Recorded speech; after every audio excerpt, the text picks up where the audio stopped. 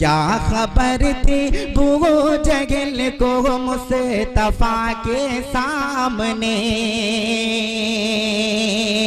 क्या खबर थी वो जगल को मुस्तफा के सामने, क्या खबर थी वो जगल को मुस्तफा के सामने, कि क्या खबर थी वो जगल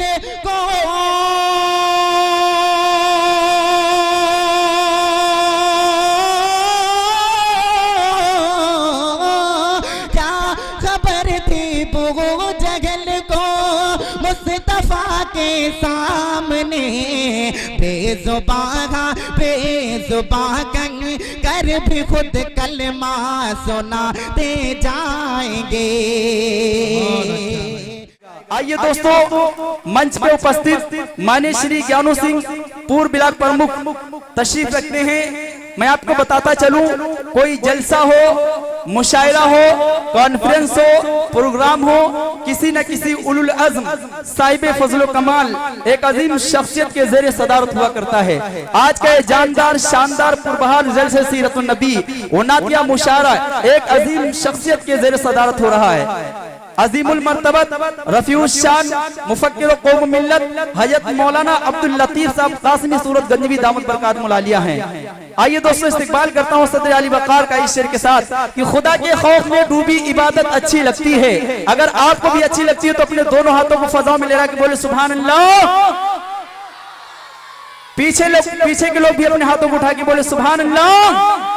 खुदा के खौफ में डूबी इबादत अच्छी लगती है, कलामुल्लाह की मुझको तिलावत अच्छी लगती है, कलामुल्लाह की मुझको तिलावत अच्छी लगती है, कलामुल्लाह की मुझको तिलावत अच्छी लगती है। अरे सदारत के लिए यूं तो बहुत से नाम आए थे, सदारत के लिए यूं तो बहुत से नाम आए थे, मौलाना अब्दुल लतीफ साहब पर सदारत अच्छी लगती है, मौलाना अब्दुल लतीफ साहब पर सदारत अच्छी लगती है। महद अली वकार से गुजारिश करूंगा, सदर अली वकार से गुजारिश करूंगा कि आप तशरीफ लाएं और सदारती खुतबा पेश फरमा के हम तमाम सामीन को महजूज मुस्तफीज फरमाएं। आप हजरात से गुजारिश है कि जो हजरात इधर उधर खड़े हुए हैं वो जलसागाह के अंदर तशरीफ ले आवें।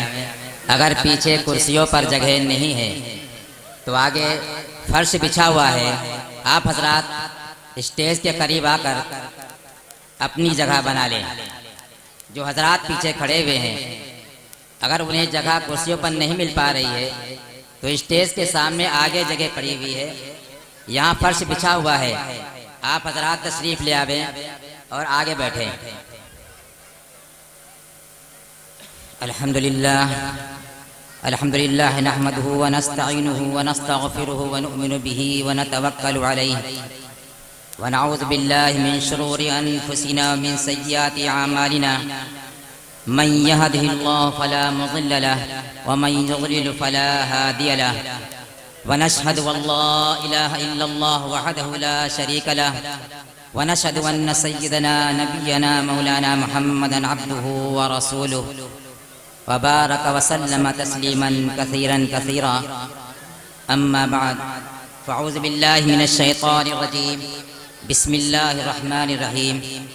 कुल इन कुंतुम तुहिब्बूनल्लाह फत्तबिऊनी युहब्बिबकुमुल्लाह। फ़क़ाल अलैहिस्सलातु वस्सलाम ला युमिनु अहदुकुम हत्ता यकून हवाहु तबअन लिमा जीतु बिही औ कमा क़ाल अलैहिस्सलातु वस्सलाम। स्टेज पर तशरीफ फरमा मेहमान खुसूसी उलमाए कराम और हुफ़ाज़ कराम, मोहतरम बुजुर्गों और भाइयों, अल्लाह तबारक व तआला ने काफ़ी अरसे के बाद ये मौका हम और आपको नसीब फरमाया कि एक दीनी जलसे के अंदर हम सबको शिरकत की तौफीक अता फरमाई। ऐसी मजलिसें, ऐसी दीनी नशिस्तें बार बार हर वक्त नहीं मैसर हुआ करती। अल्लाह तबारक व तआला ने आज के इस जलसे सीरतुन नबी के अंदर हम सबको तशरीफ लाने की और दीन की बात सुनने और सुनाने की तौफीक मरहमत फरमाई। मेरे मोहतरम बुजुर्गों, दोस्तों, ऐसी मजलिसों का अंदाज़ा हमें नहीं है कि अल्लाह रब्बुल इज़्ज़त ने इस मजलिस के अंदर शरीक होने पर क्या क्या वादे हमसे फरमाए, क्या क्या अजर सवाब हम सब के लिए मुरत्तब फरमाया। ऐसी मजलिसें जहाँ पर अल्लाह और उसके रसूल का जिक्र और तज़किरा होता है, अल्लाह की नूरानी मखलूक फरिश्ते ऐसी मजलिसों को घेर लिया करते हैं। अल्लाह तबारक व तआला की रहमत उस वक्त तक उस मजलिस के ऊपर उतरती रहती है जब तक उस मजलिस के अंदर अल्लाह और उसके रसूल का तज़किरा होता रहता है। फरिश्ते भी तुम्हारे साथ उस मजलिस के अंदर शरीक रहते हैं। मजलिस खत्म होने के ऊपर फरिश्ते जब आसमानों पर अल्लाह तबारक व तआला के यहाँ जाते हैं, अल्लाह रब्बुल इज़्ज़त आलिमुल गैब है, हर चीज का उनको इल्म है, कोई चीज भी अल्लाह के इल्म से बाहर नहीं। इन्नहु अलीम बिज़ाति सुदूर, अल्लाह तबारक व तआला तो वो जात और वो हस्ती है जो हमारे दिलों के भेदों को भी जानते हैं। दिल में जो चीज का हम इरादा करते हैं, जिस चीज का ख्याल करते हैं, जिस चीज को सोचते हैं, अल्लाह रब्बुल इज़्ज़त उस चीज को भी जानता है। आलिमुल गैब होने के बावजूद अल्लाह ताला फरिश्तों से ये दरियाफ्त करता है कि फरिश्तों, तुम कहाँ से आ रहे हो, कहाँ थे? फरिश्ते अर्ज करते हैं कि बार इलाहा, फला जगह के ऊपर, फला मकाम के ऊपर दुनिया में तेरे कुछ फरमा बरदार बंदे तेरा जिक्र और तज़किरा कर रहे थे।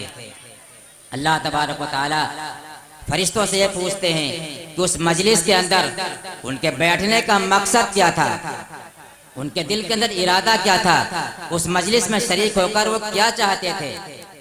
फरिश्ते कहते हैं कि अल्लाह तबारक व तआला वो तेरी रजा को चाहते थे, तेरी खुशनुदी को चाहते थे और तुझसे जन्नत के तलब कर रहे थे, दोज़ख और जहन्नम से पनाह मांग रहे थे। अल्लाह रब्बुल इज़्ज़त फरिश्तों को गवाह बनाता है कि फरिश्तों तुम गवाह रहो, मैंने उस मजलिस के अंदर शरीक होने वालों की सबकी मग़फ़िरत कर दी, सबके गुनाहों को माफ कर दिया। फरिश्ते अर्ज करते हैं कि एक शख्स उसमें या फला शख्स उसमें ऐसा भी था जो इत्तिफाकन उधर से गुजर रहा था, उस मजलिस में उसका शरीक होने का कोई इरादा नहीं था। अल्लाह तबारक व तआला फरमाते हैं ये ऐसी नूरानी मजलिस है कि उन मजलिस के अंदर बैठने वालों के तुफैल हमने उन लोगों को भी माफ कर दिया जिन लोगों का इरादा उस मजलिस में शरीक होने का नहीं था। तो मेरे मोहतरम, ऐसी मुबारक, ऐसी बाबरकत ये मजलिस है जिसमें शरीक होने वाला किसी भी तरह से महरूम यहाँ से वापस नहीं जाता। शर्त यह है कि हमारा मकसद इस मजलिस में शरीक होने का अल्लाह तबारक व तआला को राजी करना मकसूद हो। अल्लाह को राजी करने के लिए हम अपनी नींदों को यहाँ पर कुर्बान कर रहे हैं। इसलिए मेरे मोहतरम बुजुर्गों, दोस्तों, जब तक ये मजलिस रहे आप इस मजलिस में बैठें, अदब के साथ, सुकून के साथ, इत्मीनान के साथ सुने। जब दीन की बात हो रही हो उसका सुनना हम सब के ऊपर वाजिब होता है।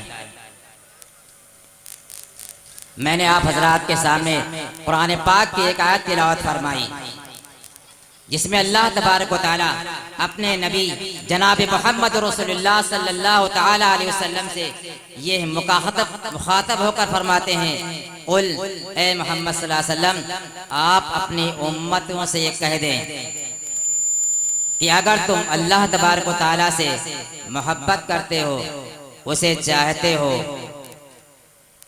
तो फिर तुम मेरी इत्तिबा करो, मेरी पैरवी करो। जो दीन लेकर मैं तुम्हारे पास आया हूँ उस दीन को सुनो, उस दीन को समझो और उस दीन पर अमल करने वाले बनो। तब तो तुम अल्लाह तबारक व तआला से सच्ची पक्की मोहब्बत करने वाले शुमार होगे। वरना तो फिर अगर तुम महज जबान से इस बात का दावा करते हो कि हम अल्लाह से मोहब्बत है, मुझे रसूल से मोहब्बत है, अपने नबी से मोहब्बत है, लेकिन हमारे आमाल ऐसे नहीं हैं जो मोहब्बत को साबित कर सके। तो फिर मेरे मोहतरम बुजुर्गों दोस्तों, हमारा ये दावा सिर्फ दावा रहेगा, हमें हकीकी मोहब्बत अपने अल्लाह से नहीं होगी, अपने रसूल से नहीं होगी।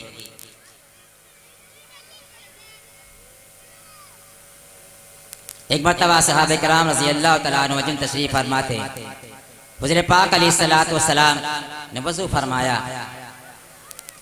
वज़ू फरमाने के बाद आपके वज़ू का पानी जो गिरता था, सहाबा उस पानी को लेकर के अपने हाथों पर, अपने चेहरे पर, अपने सर के ऊपर, अपने पूरे बदन पर मल लिया करते थे तबर्रुक के ऊपर, इसलिए कि नबी पाक अलैहिस्सलातु वस्सलाम के मुबारक जिस्म से लगा हुआ पानी बड़ा मुतबर्रक और कीमती होता है। जो पानी अल्लाह के नबी सल्लल्लाहु अलैहि वसल्लम के बदन से लगा हुआ हो और फिर वो पानी किसी शख्स के बदन से लग जाए तो उस शख्स पर जहन्नम की आग हराम हो जाया करती है।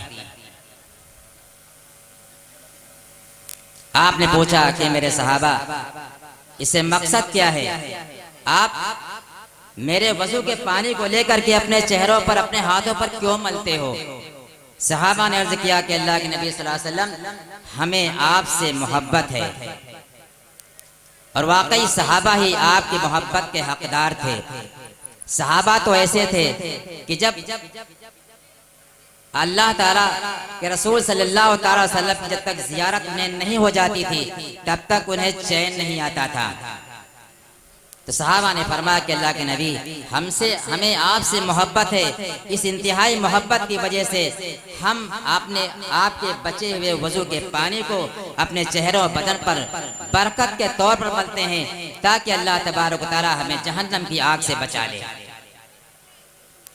अल्लाह के नबी सल्लल्लाहु अलैहि वसल्लम ने इरशाद फरमाया, अगर तुम मुझसे मोहब्बत करते हो, हकीकी मोहब्बत करते हो, तो फिर तुम्हें चंद काम करने पड़ेंगे जिन काम के करने से तुम अपनी मोहब्बत के दावे के अंदर सच्चे शुमार हो सकते हो। अल्लाह के नबी सल्लल्लाहु अलैहि वसल्लम ने उन सहाबा से फरमाया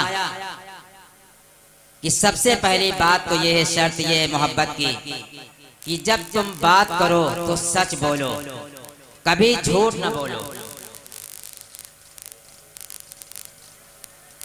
अगर अपने अंदर तुमने ये सिफत पैदा कर ली कि हर मौके के ऊपर, हर मकाम के ऊपर हमने सच का सहारा लिया, झूठ को छोड़ दिया, तो फिर समझ लो अल्लाह ताला से और उसके रसूल सल्लल्लाहु अलैहि वसल्लम से हम हकीकत में मोहब्बत करने वाले हो गए।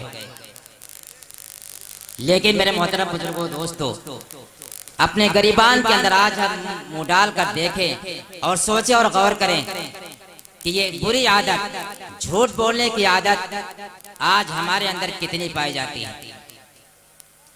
शायद कि कोई मुसलमान अल्लाह वाला ऐसा होगा जो इस झूठ जैसे बुरी आदत से बचा हुआ होगा, वरना अक्सर गैरों का क्या, मुसलमानों का अक्सर तबका इस बुरी बीमारी के अंदर लगा हुआ है। बात बात के ऊपर आज मुसलमान होकर के झूठ बोल रहा है। हालांकि एक हदीस के अंदर अल्लाह के नबी सल्लल्लाहु अलैहि वसल्लम ने इरशाद फरमाया कि सच का बोलना ये ईमान की अलामत है, मोमिन होने की अलामत है, और झूठ का बोलना ये निफाक और मुनाफिकत की अलामत है। आज ये मरज़ हम हर जगह झूठ बोलते हैं, बाजारों में, घरों के अंदर, मजलिसों के अंदर, हत्ता की मस्जिदों के अंदर भी आज हम और आप झूठ जैसी बुरी आदत से बच नहीं पाते।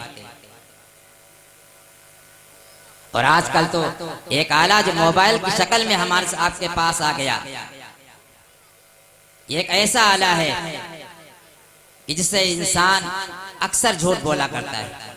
सख्ती आदत है, मैं भी इससे महफूज नहीं हूँ। आदमी होता कहीं है, कश कर कुछ रहा है, लेकिन मोबाइल के ऊपर सामने न होने की वजह से आदमी झूठ का सहारा लेता है। हालांकि झूठ एक ऐसा मरज़ है कि ना मजाक के अंदर बोलना चाहिए और ना हकीकत के अंदर बोलना चाहिए। दोनों तरीके से ये हराम है। वज्तनिबू कौल ज़ूर, कुरान पाक में भी अल्लाह तबारक व तआला ने मुसलमानों को मना फरमाया कि तुम झूठ बोलने से परहेज करो। वैलुल लिल मुकज़्ज़िबीन। कुरान पाक के अंदर एक जगह नहीं, सैकड़ों मकाम पर अल्लाह तबारक व तआला ने झूठ बोलने वालों के लिए हलाकत फरमाई। या वैल के माने हलाकत के आते हैं, तबाही और बर्बादी के आते हैं। या वैल जहन्नम के अंदर एक तबका है जिसके अंदर झूठ बोलने वालों को डाला जाएगा। तो अल्लाह के नबी सल्लल्लाहु अलैहि वसल्लम ने इस चीज को सहाबा को मना फरमाया कि तुम झूठ से बच जाओ, झूठ से परहेज कर लो, तो तुम समझ लो मुझसे मोहब्बत करने वाले हो। सच बोलो, कैसे भी हालात तुम्हारे ऊपर आए, सच का दामन कभी हाथ से न छोड़ो। दूसरी चीज फरमाया कि मुसलमान होकर के, ईमान वाले होकर के तुम कभी किसी को धोखा न दो। जब तुम्हारे पास कोई अमानत रखवाई जाए तो तुम उस अमानत के अदा करने वाले हो, ये नहीं उस अमानत के अंदर खयानत करने वाले न बनो, बल्कि वो अमानत जिस शख्स ने तुम्हारे पास जैसे रखी है उसी हालत के अंदर उसके वापस करो। उसमें तसर्रुफ करना, उसमें खर्च करना, अगर कुछ करना है तो उस आदमी की मर्जी से, उस आदमी की इजाजत से हो तो हो सकता है।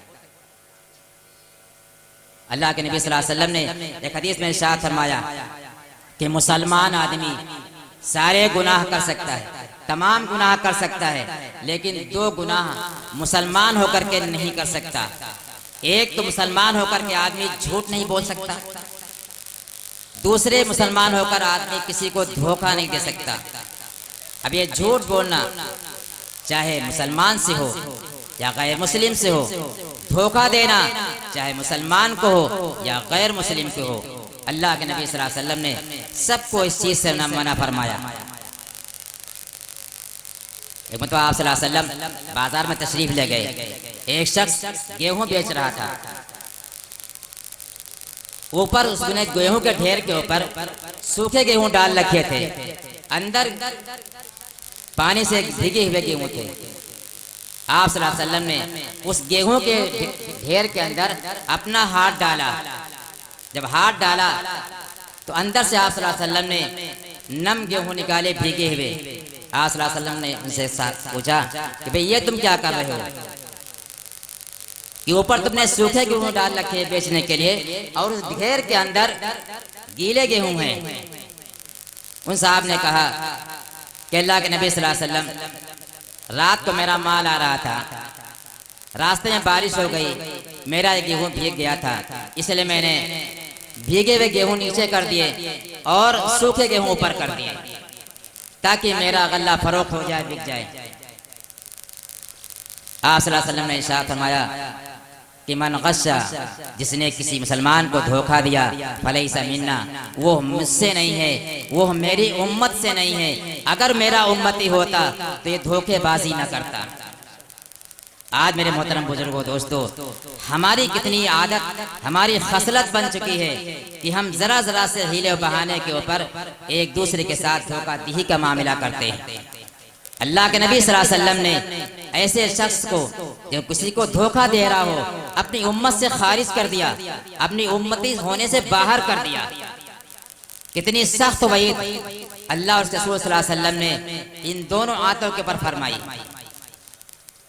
तीसरे फरमाया आप सल्लल्लाहु अलैहि वसल्लम ने कि अगर तुम मुझसे मोहब्बत करते हो तो मेरी मोहब्बत में से एक बात यह भी है कि तुम अपने पड़ोसी के साथ अच्छा बर्ताव करो, अच्छा सलूक करो। तुम्हारा पड़ोसी चाहे मुसलमान हो या तुम्हारा पड़ोसी चाहे गैर मुस्लिम हो, हर एक के साथ तुम हुस्न सलूक करो, अच्छा सलूक करो, अच्छा बर्ताव करो। तुम इस अच्छे बर्ताव की वजह से तुम मेरे उम्मती शुमार किए जाओगे। इस अच्छे सलूक की वजह से तुम मुझसे मोहब्बत करने वाले शुमार किए जाओगे। और जब मुझसे मोहब्बत करोगे, अल्लाह जल्ले शानो तुमसे मोहब्बत करेगा। और जिसे अल्लाह ताला शानो मोहब्बत कर लेते हैं तो फिर आसमानों के ऊपर फरिश्तों में ऐलान कर देते हैं कि मैं फला बंदे से दुनिया के अंदर मोहब्बत करता हूँ।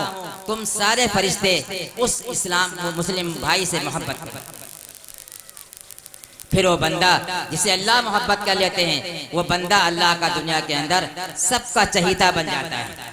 सब उसकी इज्जत करते हैं, सब उसको इज्जत और वक़ार की निगाह से देखते हैं। तो हम अल्लाह तबारक व तआला की मोहब्बत अगर हम करने वाले हकीकत पे हैं तो हमें अपने नबी अलैहिस्सलातु वस्सलाम की इक्तिदा करनी पड़ेगी, आप सल्लल्लाहु अलैहि वसल्लम की पैरवी करनी पड़ेगी, आप सल्लल्लाहु अलैहि वसल्लम के लाए हुए मुबारक दीन को अपनाना पड़ेगा। फिर तो अल्लाह तबारक व तआला हमारे लिए हर रास्ते आसान कर देते हैं। और सबका मकसद यही है, हर इबादत का मकसद यही है कि अल्लाह ताला हमसे राजी हो जाए, अल्लाह ताला हमसे खुश हो जाए। एक सहाबी रजी अल्लाह ताला अन्हु ने अर्ज किया कि अल्लाह के नबी सल्लल्लाहु अलैहि वसल्लम कयामत कब आएगी? रसूलुल्लाह सल्लल्लाहु अलैहि वसल्लम ने इरशाद फरमाया कि मुझे कयामत का इंतजार क्यों है? तुमने कयामत के लिए क्या तैयार कर रखा है कि तुम कयामत का इंतजार कर रहे हो?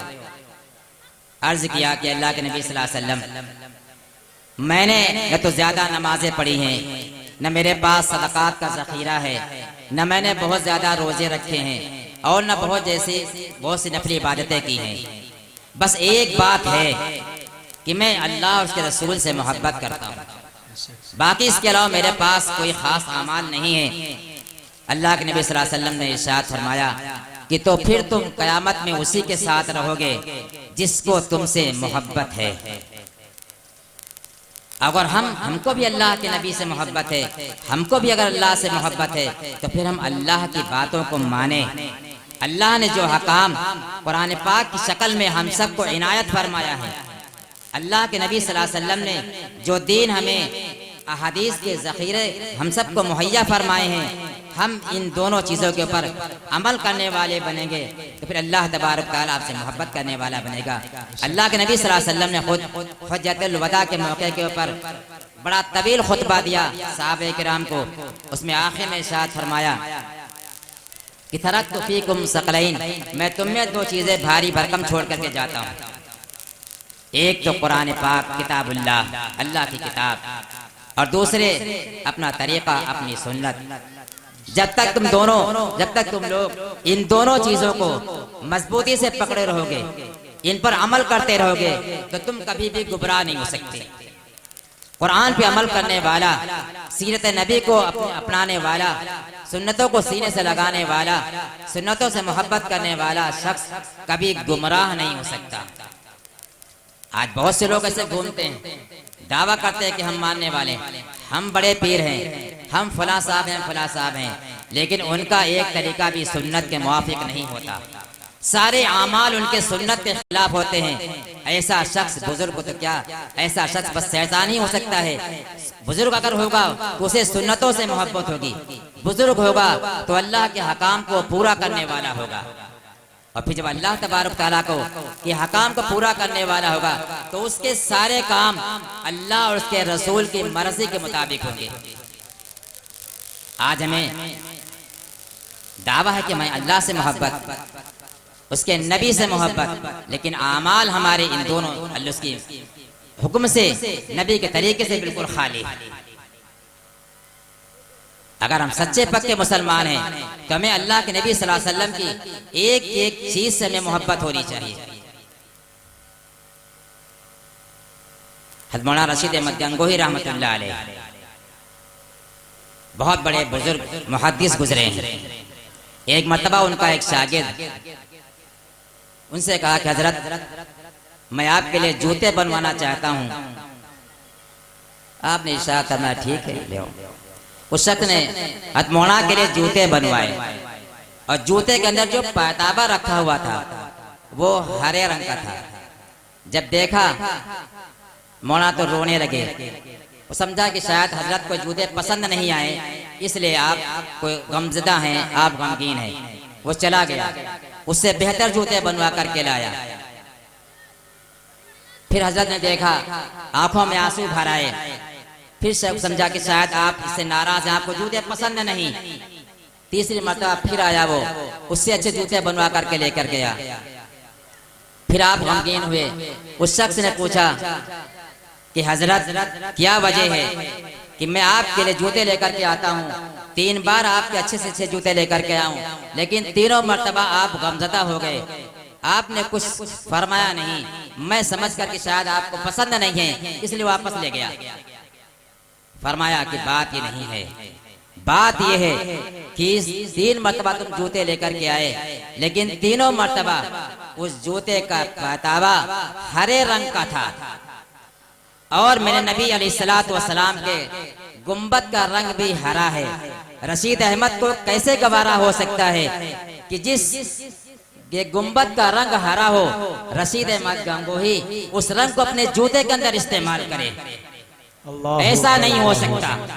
चुनांचे वो शागिर्द गया जूते लेकर के, तो फिर उस पाताबे का रंग बदल करके लाया।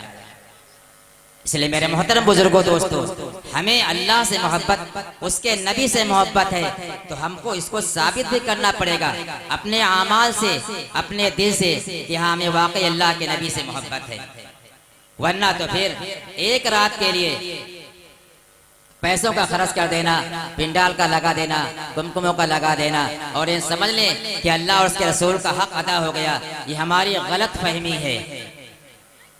यकीनन अल्लाह हमारे इन पैसों को जब कबूल करेगा, अल्लाह हमारे इस जलसे के मुंतज़मीन के इंतजाम को जब कबूल करेगा, जब इस जलसे के अंदर शरीक होकर के इस जलसे में जो दीन की बातें की जाएं, सुनी जाएं, कही जाएं, उन पर हमको तासुर लेकर के यहाँ से जाएं, हम उनका असर है कि यहाँ से लेकर के जाएं कि हमें इन बातों पर अमल करना है इंशाअल्लाह। इसलिए कि दीनी जलसे के अंदर इंशाअल्लाह जो बातें भी आपके सामने आएंगी वो सब दीन की बातें होंगी, वो सब कुरान की बातें होंगी, वो सब हदीस की बातें होंगी, वो बुजुर्गों के अक़वाली होंगे, इसके अलावा और कोई बात नहीं होगी। और ये तमाम चीज़ें जो उलमा की ज़बान से निकलेंगी वो सब की सब हमारे लिए सरासर हिदायत ही होंगी। काश कि हम ऐसे जलसों के अंदर शरीक होकर के इन जलसों की कदर करते और यहाँ से एक अच्छा असर लेकर के जाते, घर पहुँचते, घर वालों को भी जो बातें यहाँ दीन की हम सुने उनको बताते, उनको समझाते। अगर हमने इस जलसे के अंदर कोई एक बात का भी हमने अमल कर लिया तो फिर अल्लाह तबारक ताला की जात से कभी उम्मीद है कि अल्लाह ताला इस एक अमल को कबूल करके हमारे जिंदगी भर के सारे गुनाहों को माफ कर सकता है। अल्लाह ताला को हमारे इबादत की कोई जरूरत नहीं। अल्लाह ताला तो हमारे दिलों को देखता है, हमारे आमाल को देखता है। अल्लाह हमारी सूरतों को नहीं देखता, हमारे आमाल को देखता है कि हमारे आमाल कैसे हैं, हमारे आमाल अल्लाह के हुक्म के मुताबिक हो रहे हैं या नहीं हो रहे हैं, हमारी जिंदगी सूरत रसूल के मुताबिक गुजर रही या ना गुजर रही है। अल्लाह ताला इस चीज को देखते हैं। हम किस मकसद से यहाँ बैठे हैं, अल्लाह हमारे दिलों को देखता है, दिलों में सोचते हैं, अल्लाह ताला उसको भी जानता है। अपने दिल को भी खालिस अल्लाह के लिए बनाएं, जो चीज भी सीखें खालिस अल्लाह के लिए हो, जो अमल करें खालिस अल्लाह के लिए अमल करें। अल्लाह ताला उस अमल को कबूल करते हैं जो अमल हम अल्लाह तबारक ताला के लिए करेंगे। अगर हम अपने किसी अमल के अंदर रिया, शोहरत का जरा सा शुबहा और साहिबा भी होगा, अल्लाह ताला हमारे इस अमल को फेंक देंगे, कबूल नहीं फरमाएंगे। और कल क़यामत मैदान में ये कह देंगे कि तुमने ये अमल जिसके दिखलाने के लिए कहा था, जाओ तुम इसका सवाब बदला उसी इंसान से। इसलिए हम जो काम भी इस दुनिया के अंदर करें खालिस अल्लाह के लिए करें। हमने इंतजाम ये किया है इसमें भी अल्लाह की रजा मकसूद हो, कोई रिया और शोहरत और दिखलावा मकसूद ना हो। अगर हमने इस मरज को अपने अंदर पैदा कर लिया तो सब जाएगा और बेकार जाएगा। अल्लाह तबारक ताला हम सबको इस दीन के मजलिस के अंदर बैठने को कबूल फरमाए और इस दीन के मजलिस में शिरकत को हमारे लिए बख्शिश का जरिया बनाए।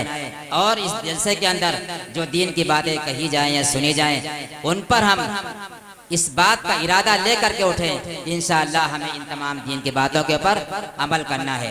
अल्लाह तबारक ताला हम सबको अमल की तौफीक अता फरमाए। व आखिरु दावाना अनिल हम्दुलिल्लाहि रब्बिल आलमीन।